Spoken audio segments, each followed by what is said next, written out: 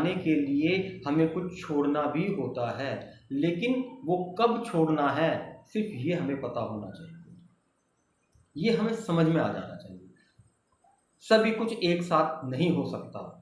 अगर किसी व्यक्ति को धन की लालसा है तो उसे घर छोड़ना पड़ेगा, कहीं नौकरी करनी पड़ेगी। यहाँ सक्सेसफुल नहीं हो पा रहा है, आर्थिक उन्नति करने के लिए कहीं और दूर नौकरी मिलती है, वो करेगा तो घर का सुख प्रभावित होगा ही होगा। एकादश भाव की बला चल रही दशा चल रही है, वह व्यक्ति एकादश संबंधी विषयों पर विचार केंद्रित कर लेगा। हो सकता है उसके जीवन के लाइफ गोल हैं, इस समय उसके लिए वो बली हो रहे हैं, तो वो चौथे घर को असाइड करके बैठा हुआ है। अगर हम एक मजदूर के दृष्टिकोण से विचार करें तो एकादश भाव भी उसके लिए भी उन्नति का एक भाव होता है। उसके लिए दशा चल रही है, वह नौकरी करता था, अब कहता है कि मेरी ज़रूरतें बढ़ गई हैं, लक्ष्य बड़े हो गए हैं, मेरे को ओवर टाइम चाहिए।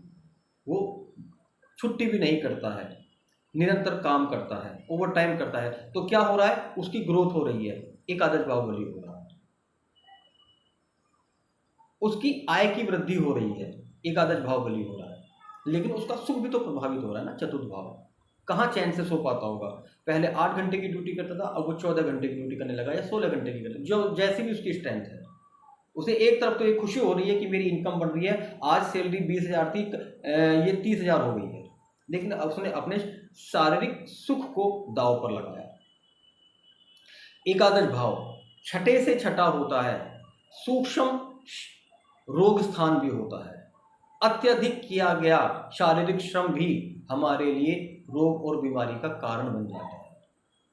पैसा तो आ गया, रोग का आधार बना गया।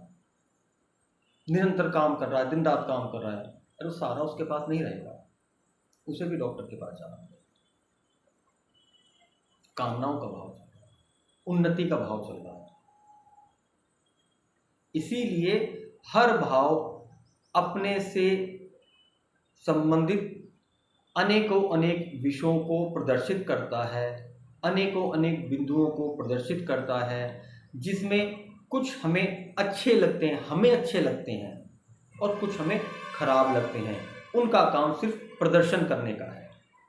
इसीलिए हम ये कहते हैं कि कुंडली विवेचन के समय सामने वाले व्यक्ति को समझें, देश काल पात्र परिस्थिति पर विचार करें, तब ये बात कहें। कोई 20, 25, 30 साल का व्यक्ति है तो उसे तो यही कहा जाएगा कि भाई आप मेहनत कीजिए, तरक्की कर रहे हैं, मेहनत कर रहे हैं, तरक्की कीजिए, 2 पैसे कमा रहे हैं, उसे फिर जोड़ लीजिएगा, आपकी कामनाएं पूरी होंगी, कहना चाहिए। लेकिन अगर यही स्थिति किसी 60 वर्ष के व्यक्ति के जीवन में आएगी तो बीमारियां उसको कितना परेशान करें। हम तो उसे कहेंगे देखिए जितना आपने कमा लिया ठीक है, आप थोड़ा आराम किया कीजिए, लेकिन वो नहीं मानेगा क्योंकि दशा चल रही है। उसे लगेगा कि मेरे लिए तो बहुत था, अब आगे वाली संतान के लिए कर लेता हूं, वो उसकी मनोस्थिति है। गाइड करना आपकी जिम्मेदारी है, चलना उसकी जिम्मेदारी है। डॉक्टर हमें प्रिस्क्रिप्शन देते हैं बीमारी में, उसको फॉलो करना ना फॉलो करना वो हमारी जिम्मेदारी होती है। हमें ठीक होना है तो उसको फॉलो करेंगे, और हमें ठीक नहीं होना है या डॉक्टर को डॉक्टर नहीं मानना है तो हम उसको फॉलो नहीं कर सकते। ये बात स्वीकार कर लीजिए कि आप हर किसी को सलाह दें और हर व्यक्ति आपकी बात माने, ऐसा नहीं होता है। जिसे माननी होगी उसे ही माननी होगी, क्योंकि आपका भी अपना एक जुपिटर है और उस व्यक्ति का भी अपना एक जुपिटर है। ध्यान रखिएगा, आपका भी अपना एक राहु है, उस व्यक्ति का भी अपना एक राहु है, आपका भी अपना एक केतु है, उस व्यक्ति का भी अपना एक केतु है। बारीकी से जब आप अपने आप को ही समझ जाते हैं, कैसे अपनी ही कुंडली से अपने ही ग्रहों की ऊर्जा को समझ जाते हैं, तो फिर सिर्फ उस ऊर्जा से दूसरे की कुंडली की ऊर्जा को अलाइन करना होता है। कोई ना कोई तो पैरामीटर बनाना पड़ेगा, कहीं ना कहीं से शुरुआत करनी पड़ी है। इसीलिए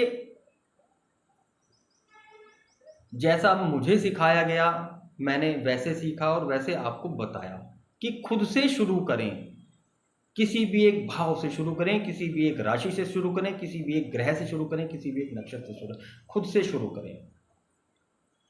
आप विवेचन का आधार बन जाएंगे, आपकी विवेचना बहुत ही ज़्यादा रिफाइन हो जाएगी। यदि हम चंद्रमा पर विचार करते हैं, पिछली वीडियो में हमने सूर्य पर विचार किया, आज हम चंद्रमा पर विचार करें। चंद्रमा हमारी भावनाएं हैं, मनोस्थिति है, जल कहा गया है। जिस तरह से समुद्र में ज्वार भाटा आता है, नदी की लहरें उठती हैं, बैठती हैं, उसी तरह की भावनाएं चंद्रमा से हमारे जीवन में होती हैं।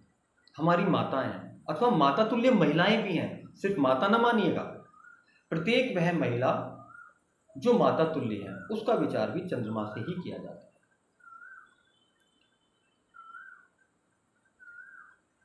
विद्वानों के अनुसार एक व्यक्ति के जीवन में यदि वह पुरुष है तो उसका छोटा भाई, छोटे भाई बहन मंगल, उसके संतान स्वरूप होता है, और उसका बड़ा भाई उसके पिता स्वरूप होता है, यानी कि गुरु सूर्य। ठीक उसी प्रकार छोटी बहन अपनी बेटी के समान भी होती है, और बड़ी बहन माता के तुल्य भी होती है। ये हमेशा ध्यान रखिएगा। एकादश, एकादशेश और चंद्रमा से भी हम माता का विचार कर सकते हैं। वह माता जो मूल माता तो नहीं है, लेकिन हमारे मन में, हमारी भावनाओं में उनका स्वरूप एक माता के समान ही है। ये ध्यान रखिएगा। वो हमारी बड़ी बहन हो सकती है, सगी सौतेली की मेरे कोई बात नहीं है। मैंने आपको एक संकेत